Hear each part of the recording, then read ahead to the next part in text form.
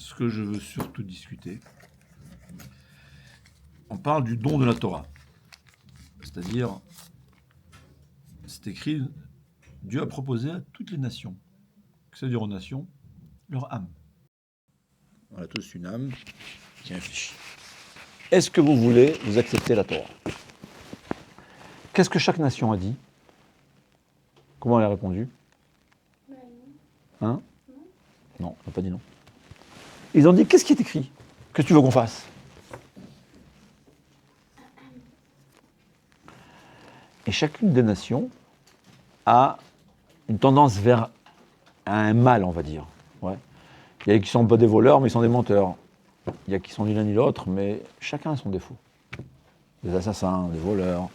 Il m'a dit en Afrique, il était dans un pays, ils n'ont pas de quoi manger, mais personne n'a volé. Alors, ceux qui étaient attirés par le meurtre, Akadosh Baruch Hu leur dit, dans la Torah c'est écrit qu'il ne faut pas tuer. Ils ont dit, dans ce cas-là on ne peut pas. C'est contre notre nature. Ceux qui ont tendance à voler, ils ont dit, eh ben, tu nous demandes d'accepter la Torah, mais qu'est-ce qui est écrit dedans? Ils ont dit, c'est écrit qu'il ne faut pas voler. Il a dit, dans ce cas-là, on ne peut pas. Le peuple juif, qu'est-ce qu'il a dit? Qu'est-ce qu'il a répondu, le peuple juif? Très bien. Qu'est-ce que ça veut dire Na'aseh v'nishma? On fait et on va écouter ce que ça veut dire. On est prêt à tout. À tes ordres, mon commandant. Je vous demande une chose, qu'est-ce qui est plus logique? Ce que les autres nations ont dit ou ce que les Juifs ont répondu? Les autres nations, c'est évident. Est-ce que tu es prêt à t'engager? À quoi? J'ai besoin de savoir à quoi. Et ils ont eu raison. Dieu leur dit, vous ne pouvez pas voler. Et ben nous, on a de la colle dans les mains, qu'est-ce qu'on va faire? On ne veut pas s'engager à quelque chose qu'on sait qu'on ne pourra pas accepter. C'est la nature, c'est évident. Il n'y a rien de plus logique. Alors le peuple juif, il est stupide, au fait. C'est écrit, c'est ce qu'un juif a dit à Abaye, il lui a dit, vous êtes des fous. Vous êtes des fous. Alors c'est quoi la réponse? Comment ça se fait qu'en réalité on a fait ça?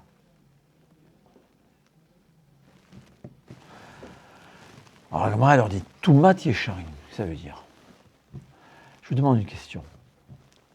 Mon père qui m'aime vient et me dit, dis-moi mon fils, tu es prêt à t'engager à mon service? Qu'est-ce que je vais lui répondre? Bien sûr, pourquoi bien sûr? Parce que je sais qu'il ne veut que mon bien. Et je sais qu'il ne va pas me demander au-delà de mes capacités.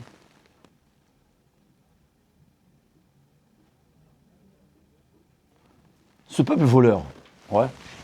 S'ils auraient accepté la Torah, qu'est-ce qui serait passé? Ils auraient, en acceptant la Torah, en étudiant la Torah, ils seraient devenus des gens qui ne volent pas. On a connu beaucoup de gens qui sont des voyous, des voleurs. J'étais une fois un Pourim, je suis rentré dans une prison pour distribuer des Mishlochei Manot, il y a 20 ans. Et je rentre dans la section des religieux. Ouais. Il fallait voir comment ils priaient. C'est tous des gens que dans leur passé, je suis convaincu qu'il y avait des assassins, des brigands, il y avait des gens, comme on dit, le bas de la population. Ils ont fait teshuva, ils ont accepté la Torah, tu ne les reconnais plus. Quelqu'un qui était prêt à tuer, il est là pour t'aider. Alors qu'avant, il ne pensait qu'à soi-même, il étudie la Torah, il se transforme, il ne pense qu'aux autres. Et on voit ça. C'est ça la sagesse du peuple juif. Si Dieu me donne quelque chose, quand on a traversé la mer Rouge, on a vu que Dieu c'est la bonté totale. On a vu que Tachat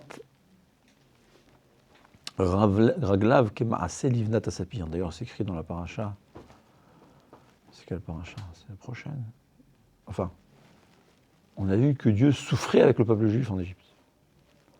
On a vu qu'Akadosh Baruch Hu, il nous aime. On a vu Hachem Yimloch le Olam Vaed, on a dit que ça veut dire Dieu, c'est la bonté totale, il ne veut que notre bien.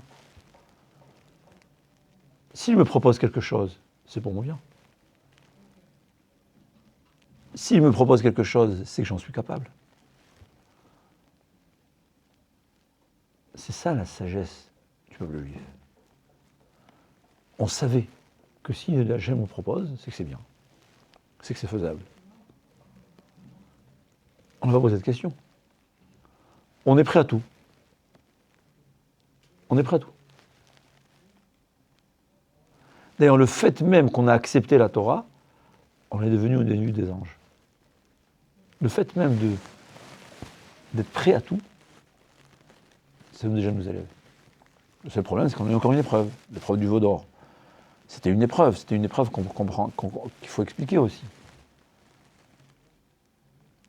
Ils sont retombés. Mais si Dieu me propose quelque chose, c'est que c'est faisable et c'est que c'est pour mon bien. Non seulement c'est pour mon bien, alors il y a qui te diront c'est bien, bon, dans le paradis, plus tard. Ouais. Mais ici, je vais souffrir. Hein. C'est la souffrance, comme ça on peut s'imaginer. Mais c'est pas possible que la Torah soit ça. Ça demande des efforts. Il y a une différence entre la souffrance et les efforts. Ça demande des efforts. Mais une fois qu'on s'habitue et qu'on a passé les efforts, il n'y a rien de mieux. Il n'y a rien de mieux. On est heureux. C'est ce que le peuple juif a compris.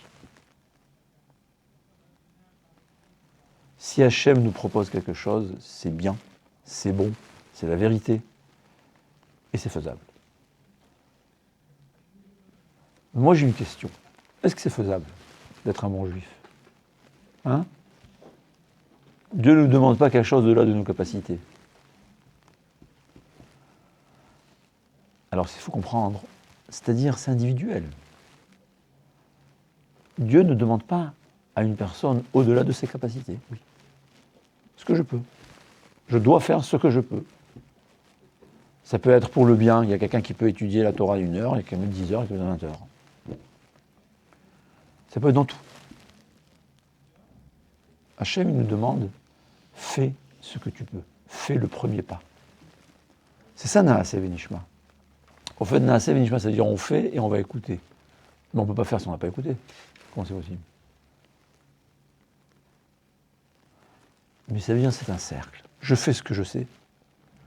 En faisant ce que je sais, je découvre encore plus. Et ce que je découvre, je vais continuer à refaire, je vais refaire Naaseh, et là je vais découvrir encore plus. Et ainsi de suite. Au fait, dans la Torah, on est toujours dans une élévation spirituelle constante. Et moi, il dit, les malachim, les anges, on les appelle Amdim. C'est quoi Amdim? Ils sont stables. Ils sont au niveau qu'ils sont.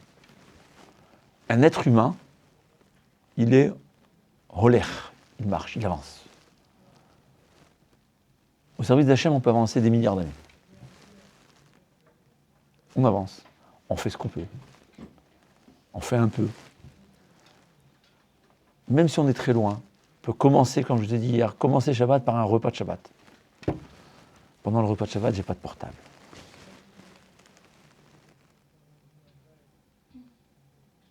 Par une prière à Shabbat. Je commence. Comme je vous ai raconté hier, il a commencé par allumer les bougies de Shabbat. Il a fait ce qu'il pouvait. Il a fait ce qu'il savait. Ça s'appelle un tzaddik. Et au fur et à mesure, on avance.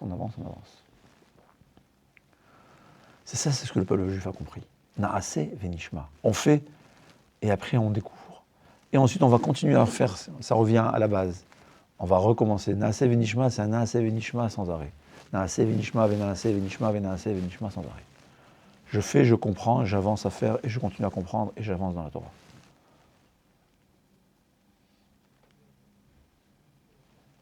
Et Dieu ne nous demande pas au-delà de nos capacités. C'est ce que le peuple juif a compris. Pour Moshe Rabbeinu, Dieu lui a demandé des choses incroyables, et pour les autres plus petits, il demande moins. Il y a toujours eu beaucoup plusieurs niveaux dans le peuple juif. C'est ça, Naaseh Venishma. C'est ça le secret de la réussite. Savoir commence, fais ce que tu peux. Et savoir que ce que Hachem nous a donné, c'est écrit Hatov, c'est bien. C'est la bracha. La bracha de Parashat Re'eh. Hachem nous dit, tu veux le bien, le bon. La bénédiction, c'est la Torah et les mitzvot.